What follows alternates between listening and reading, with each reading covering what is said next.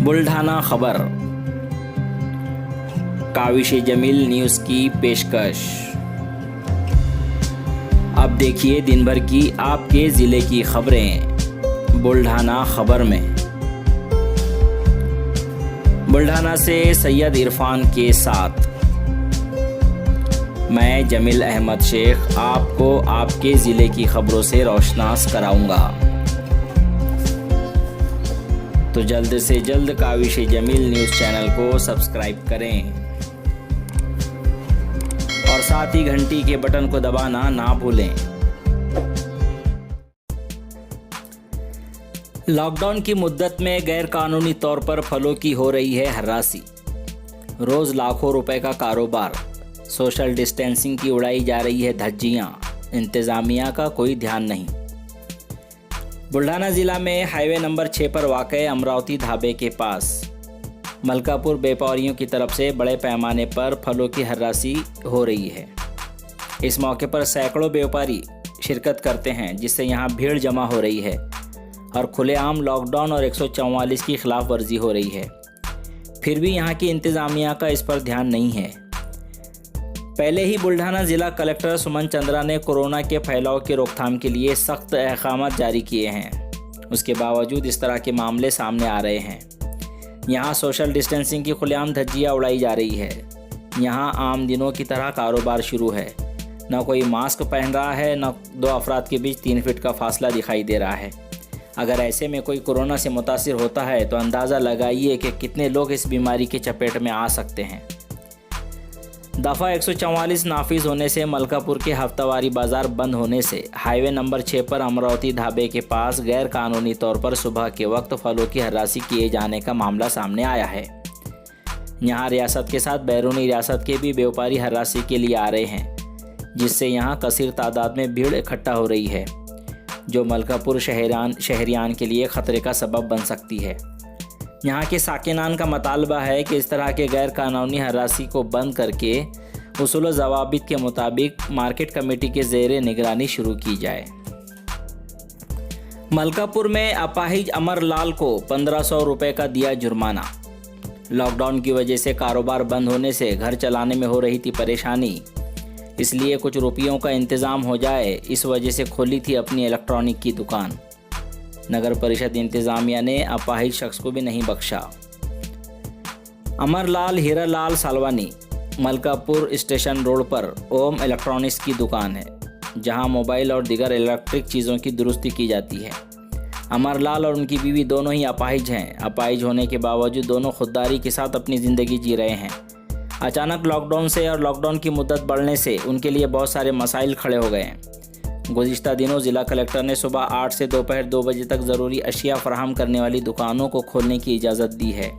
हालांकि इनकी दुकान इस सहूलत में नहीं आती है, लेकिन घर चलाने के लिए किसी को मांगने से बेहतर उन्होंने दुकान खोलकर कुछ पैसे कमाने का इरादा किया, ताकि कुछ रकम मौसूल होने के बाद वो अपना घर का खर्च चला सके। उन्होंने जैसे ही दुकान खोली, मलकापुर की नगर परिषद इंतज़ामिया ने उन पर कार्रवाई करते हुए 1500 रुपये का जुर्माना आयद कर दिया। अमरलाल ने बहुत मिन्नत समाजत की, लेकिन नगर परिषद इंतज़ामिया उल्टे अमरलाल को ही डांटने और धमकाने लगे।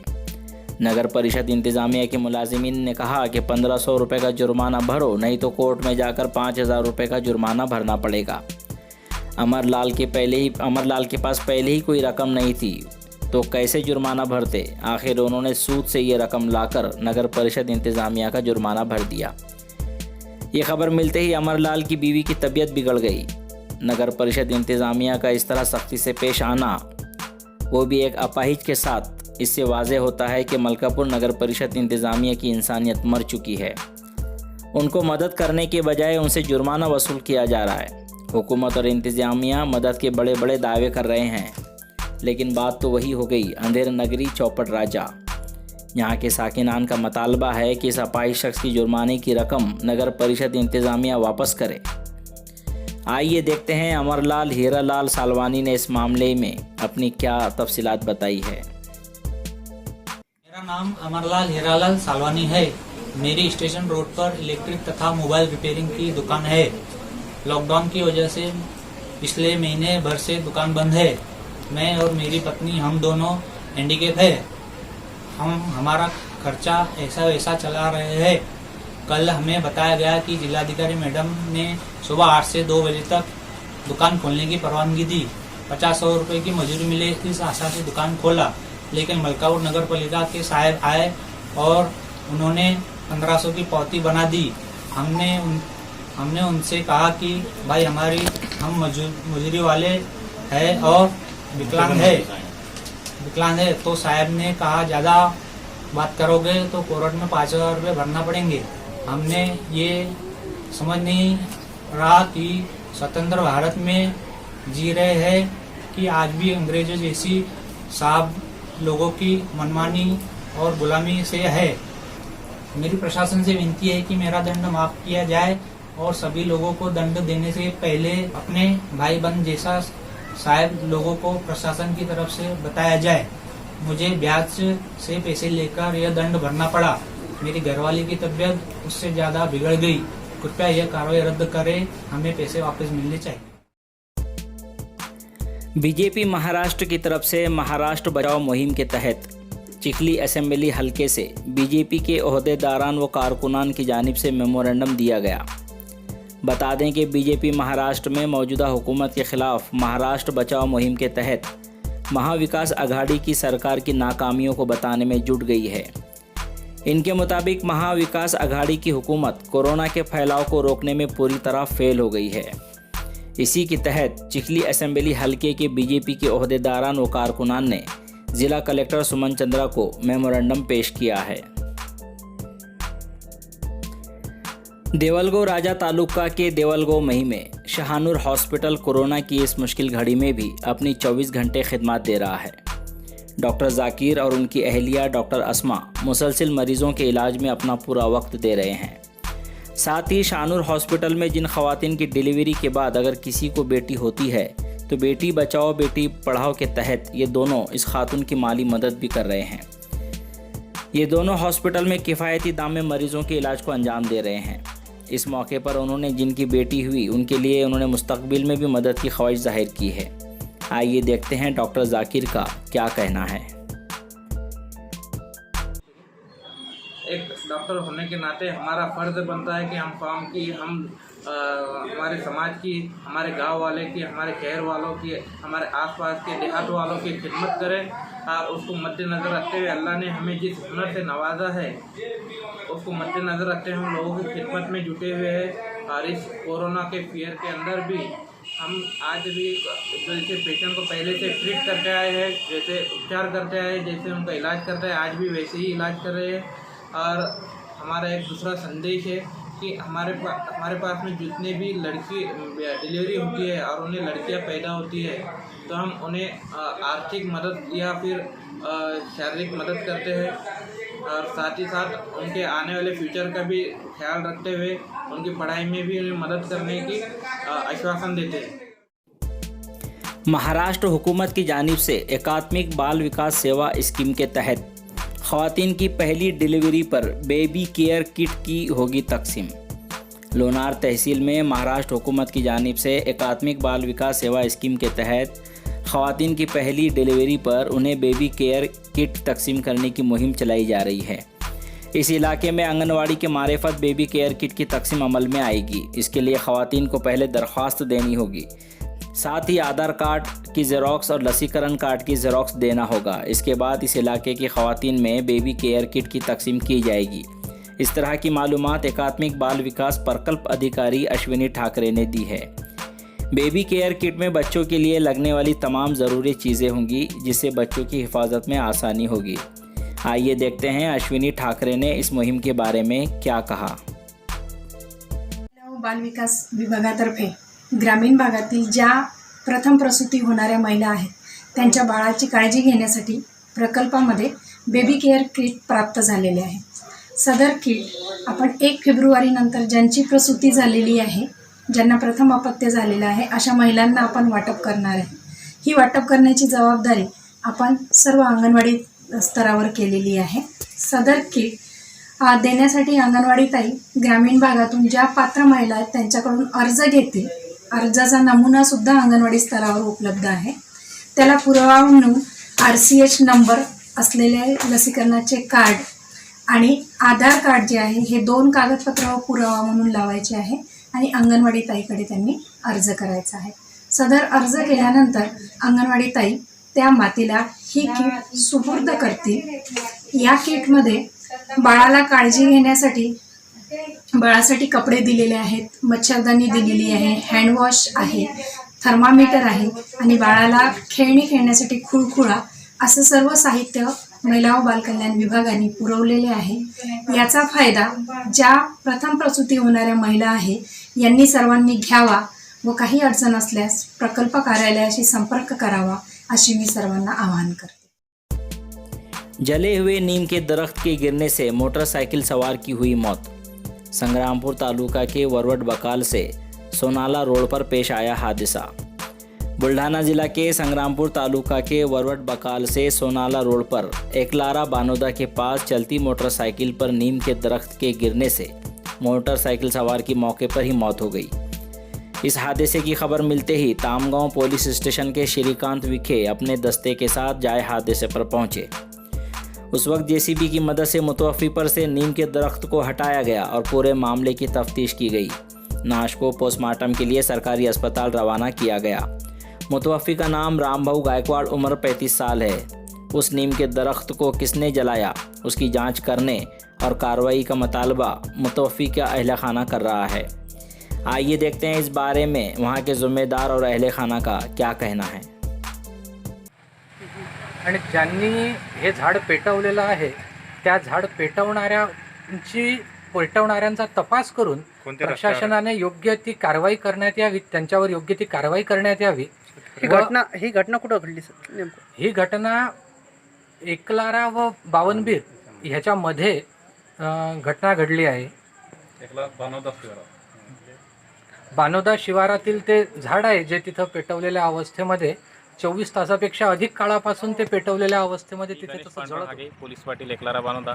तर आज संध्याकाळी एकलारा बावनबीर या रोडवर श्रीकृष्ण गणपत दातर यांच्या शेतामध्ये लिंबाचं झाड एक पेटलेलं होतं आणि ते पेटलेलं झाड खाली कोसळल्यामुळे एका व्यक्तीच्या अंगावर पडल्याने त्याचा जागीच मृत्यू झालेला आहे. आणि मृतक व्यक्तीचे नाव काय रामा गायकवाड असे या मृतक व्यक्तीचे नाव असून ते लाळणापूर येथील रहिवासी असून सध्या आता त्यांचं प्रेत जे आहे ते पीएम करण्यासाठी वरवटच्या इथं नेले आहे. बुल्ढाना नगर परिषद के हद में दुकानें खोलने का हुक्म जारी. दुकानों को नंबरिंग ऑड इवन फार्मूले के तहत खोला जाएगा. सोशल डिस्टेंसिंग पर अमल करने पर पाबंद रहना होगा.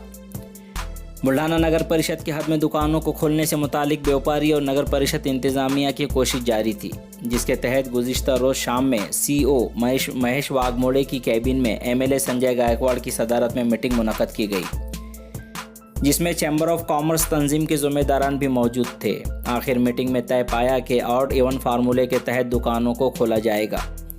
जैसे आज 2, 4, 8, 10 नंबर की दुकानें खुलेगी तो कल 1, 3, 5, 7, 9 नंबर की दुकानें खुलेगी. इसी के साथ दुकान मालकान को सोशल डिस्टेंसिंग का पूरा ख्याल रखना होगा, सैनिटाइज़र का इस्तेमाल करना होगा और ग्राहकों को मास्क पहनने की तलकीन करनी होगी. इन्हीं शर्तों पर दुकानें खोली जाएगी. इस मौके पर एमएलए संजय गायकवाड़, सीओ महेश वाघमोड़े, संजय बाफना ने क्या कहा, आइए देखते हैं. काही दिवसापूर्वी आपण शून्यावर होतो, पण आता बाहेरचे पेशंट वळत असल्यामुळे पुन्हा आता आपण हा आकडा 5-6वर पोचलेला आहे आणि कदाचित भविष्यामध्ये हा आकडा वाढण्याची शक्यता नाकारता येत नाही. त्यातच सन्माननीय मुख्यमंत्र्यांनी काल बऱ्याच गोष्टीमध्ये ग्रीन झोनमध्ये बुलढाणा असल्यामुळे आपल्याला खास करून व्यापाऱ्यांना, छोट्या व्यावसायिकांना, लघु उद्योजकांना दिलासा देण्याचा त्यांनी प्रयत्न केला. आणि म्हणून आज नगरपालिकेमध्ये मुख्याधिकारी, सन्माननीय तहसीलदार, सन्माननीय PI, व्यापाऱ्यांचे प्रतिनिधी, आमचे नगराध्यक्ष पती सज्जाद शेख सर्वांनी मिळून या शहरामध्ये उद्यापासून कशा प्रकारे कोणती दुकानं उघडी असतील याचं एक नियोजन केलं. नगरपालिकेच्या माध्यमातून सर्व दुकानांना आज नंबरिंग दिलं जाणार आहे, कारण नियमाप्रमाणे सलग सारखी 5 दुकानं उघडी ठेवता येत नाही, कारण त्याच्यामध्ये कंटेनर पाहिजे, त्याच्यामध्ये सोशल डिस्टन्सचा नियम पाळला जात नाही. आणि म्हणून अल्टरनेट दुकान, एक दुकान बंद तर एक दुकान सुरू, एक दुकान बंद तर एक दुकान सुरू आणि अल्टरनेट डे. या ज्या 1 नंबरचं दुकान जर आज बंद असेल तर ते दुसऱ्या दिवशी ते बंद असेल, अशा प्रकारचं नियोजन केलं. या संपूर्ण नियमामध्ये फक्त salon, spa, hotel, beer bar, चहाची दुकानं ही सगळी वगळून, मग कपड्याचं दुकान असेल, रेडीमेडचं असेल, स्टेशनरी असेल, कटलरी असेल, शूज असेल, काय फुटवेअर असेल, ही सगळी दुकानं याच्यामध्ये चालू ठेवता येणार आहे. बाहेरच्या भागामध्ये, मग बाहेर म्हणजे जो काही विस्तारित भाग आहे शहराचा किंवा जी कॉम्प्लेक्समध्ये दुकान नाही आहे, जिथं जी सेपरेट दुकान आहे, त्यांना त्यांची दुकानं देखील त्यांना सुरू ठेवता येणार आहे. अशा प्रकारचा या नियमाच्या आधारे उद्यापासून हा प्रयत्न केला जाणार आहे. पण समोर 24-25 तारखेला मुस्लिम धर्मियांचा एक रमजान ईदचा मोठा उत्सव असतो आणि या ईदच्या निमित्ताने अनेक गरीब लोक कपडे घेण्याकरता बाजारामध्ये येतात, रेडीमेड कपड्याच्या दुकानावर गर्दी करतात.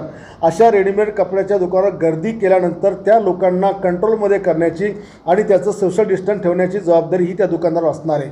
त्यांनी आपापली माणसं त्या पद्धतीने उभी करायची. जर त्या नियमाचं ते उल्लंघन झालं आणि असं प्रशासनाला असं वाटलं की या ठिकाणी गर्दी होते आणि नियमाचं पालन होत नाही आणि याच्यामुळं या रोगाचा प्रादुर्भाव वाढण्याची शक्यता आहे, अशा वेळेला त्या दुकानावर नगरपालिकेच्या कायद्याच्या तरतुदीप्रमाणे ज्या काही गोष्टी असतील, दंडात्मक कारवाई असेल किंवा त्याला दुकान सील करायची कारवाई असेल, ही कारवाई होणार आहे. याची नोंद प्रत्येक व्यापाऱ्याने या ठिकाणी घ्यायची आहे. कोणालाही याच्यामध्ये दुखवायचा नाराज करायचं काम नाही, परंतु शेवटी कायदेशीर आपण सर्व कायदेशीर बांधलेले आहोत आणि आपल्याला नियम सगळे पाळावे लागणार आहेत. उद्यापासून अशा प्रकारची सगळी दुकानं आपल्याला ठेवायची. याच्या आधी शब्दाचे अनर्थ काढले जायचे, शब्दाचा अर्थ कोणाला कळत नव्हता, आमच्या सगळ्या लोकांमध्ये समन्वय नव्हता. त्याच्यामुळं कोणतं दुकान उघडं ठेवायचं आणि कोणतं बंद ठेवायचं, कोणी पोलीस अधिकारी जातो आणि कोणा दुकानदार उचलून आणतो, आमचा नगरपालिकेचा कर्मचारी जातो त्याला दंड करतो. आता याच्यामध्ये ह्या गोष्टी क्लिअर झालेल्या आहेत. त्याच्यामुळं कोणी सामान्य व्यापाऱ्याला किंवा कोणा मोठ्या व्यापाऱ्याला याचा त्रास होणार नाही.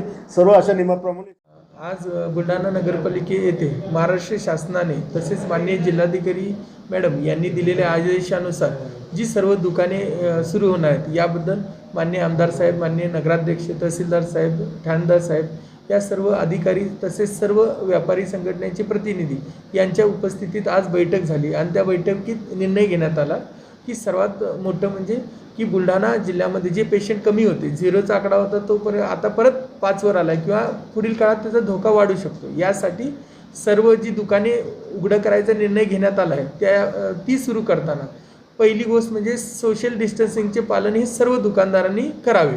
तसेच दुकानातील व्यापारी असतील, मजूर असतील किंवा दुकानात येणारे प्रत्येक ग्राहकानं मास्क बांधलेला पाहिजे, प्रत्येक दुकानदाराकडनं बाहेर सॅनिटायझर ठेवलेला पाहिजे. तसेच दुकानात गर्दी न होण्याची जबाबदारी ही व्यापार संघटनेने घेतली आहे.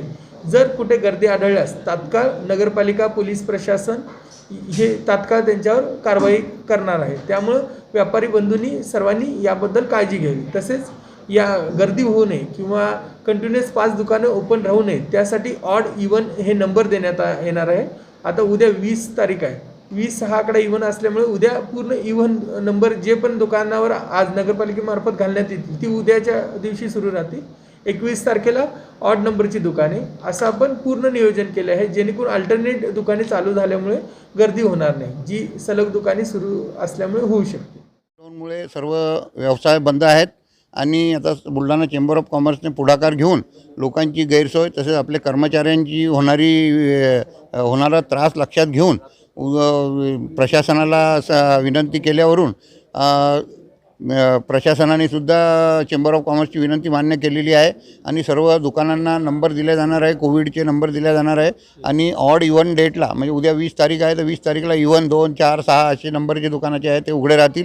बाकी दुसऱ्या दिवशी ते बंद राहतील आणि इव्हन ऑडवाले जे आहेत ते दुकानं उघडतील. म्हणजे गर्दी नियर अबाउट 50% कमी होईल असा प्रशासनाचा विचार आहे आणि आमचाही असा मानस आहे. आणि त्याच्यानंतर मग दुकानामध्ये जे गिऱ्हाईक येणार आहे त्यांचे सॅनिटायझेशन हात सॅनिटाईज करणे, त्यांना मास्क लावूनच दुकानात प्रवेश देणे आणि जास्त गर्दी होऊ नये याच्यासाठी सोशल डिस्टन्सिंगसाठी बाहेर तसे 6 मीटरचे खाणे आखणे त्याच्याजवळ गिऱ्हाईक येऊ नये अशी व्यवस्था करण्यात आलेली आहे आणि त्या हिशोबाने सगळं व्यवस्थित पार पडणार आहे. आणि धन्यवाद. बुल्ढाना जिला के महकर में 10 साला सैयद नोमान ने ईद की खरीदी के लिए जमा किए गए पैसों को सीएम रिलीफ फंड में जमा करवाया। ये रकम सैयद नोमान के हाथों तहसीलदार के सुपुर्द की गई। महकर में दीवानी कोट इलाके के रिहायशी सैयद अख्तर चूड़ी वाले गैस वेल्डिंग का काम करते हैं। उनका पोता 10 साला सैयद नोमान सैयद रमीज़ गुज़िश्ता कुछ महीनों से ईद के लिए डब्बे में पैसे जमा कर रहा था। लेकिन लॉकडाउन की वजह से ईद की खरीदी करना नामुमकिन हो गया है। लॉकडाउन के हालात में हुकूमत अखराजात उठा रही है। इसी के पेश नज़र सैयद नोमान ने भी मदद करने की ख्वाहिश जाहिर की, जिसके तहत सैयद नोमान के ज़रिए ईद की खरीदी के लिए जमा की गई 1786 रुपये की रकम CM रिलीफ फंड में जमा करने के लिए तहसीलदार संजय गरकल के सुपुर्द किए गए। इस बार पुराने कपड़े ही पहनकर ईद मनाने की बात सैयद नोमान ने कही है। इस वक्त नगर पालिका के नायब सदर जय चंद्र भाटिया, यूनुस बागवान और अयाज शाह मौजूद थे।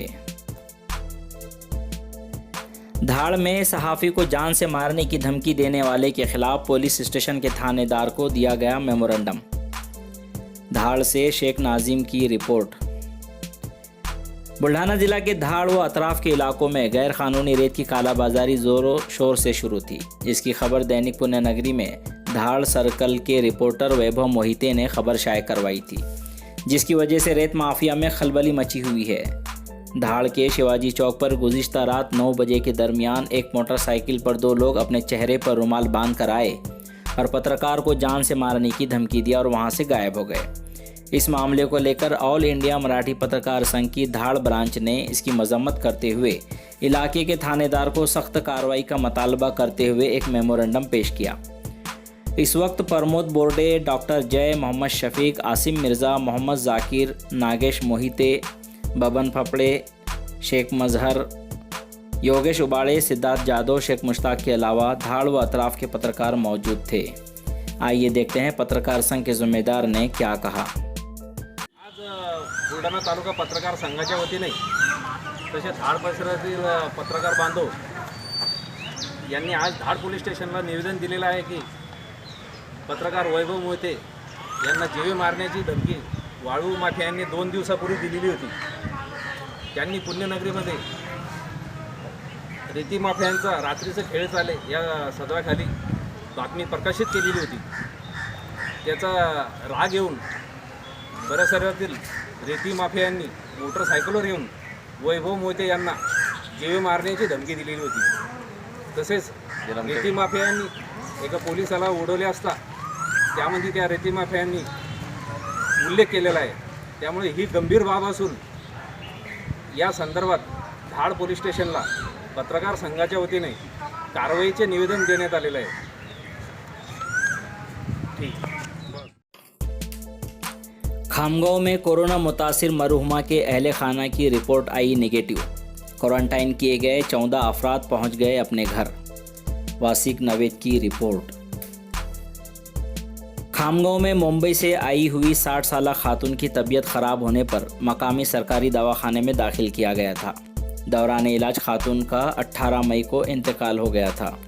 इंतकाल के बाद मरहुमा की रिपोर्ट पॉजिटिव आई, जिसकी वजह से मरहुमा के अहले खाना के 14 अफराद को हॉस्पिटल में क्वारंटाइन किया गया था। क्वारंटाइन किए गए अफराद की रिपोर्ट्स पर शहरियान की नज़रें लगी हुई थी कि आज आखिर 20 मई को मौसूल हुई रिपोर्ट्स में तमाम अहले खाना के 14 अफराद की रिपोर्ट्स नेगेटिव आई है, जिससे शहरियान ने सुकून की सांस ली। सभी अहले खाना के अफराद को डिस्चार्ज कर दिया गया है। आज शेगांव में कोरोना मुतासिर की बीवी की रिपोर्ट आई पॉजिटिव। मोतला तालुका में पाया गया कोरोना मुतासिर। जलगांव जामोद के कोरोना मुतासिर सेहतयाब होकर डिस्चार्ज। वासिक नवेद की रिपोर्ट। शेगांव में 16 मई को पाए गए कोरोना मुतासिर मरीज की बीवी की रिपोर्ट भी पॉजिटिव आ गई है, जबकि मोतला तालुका में एक नया कोरोना मुतासिर मरीज पाया गया।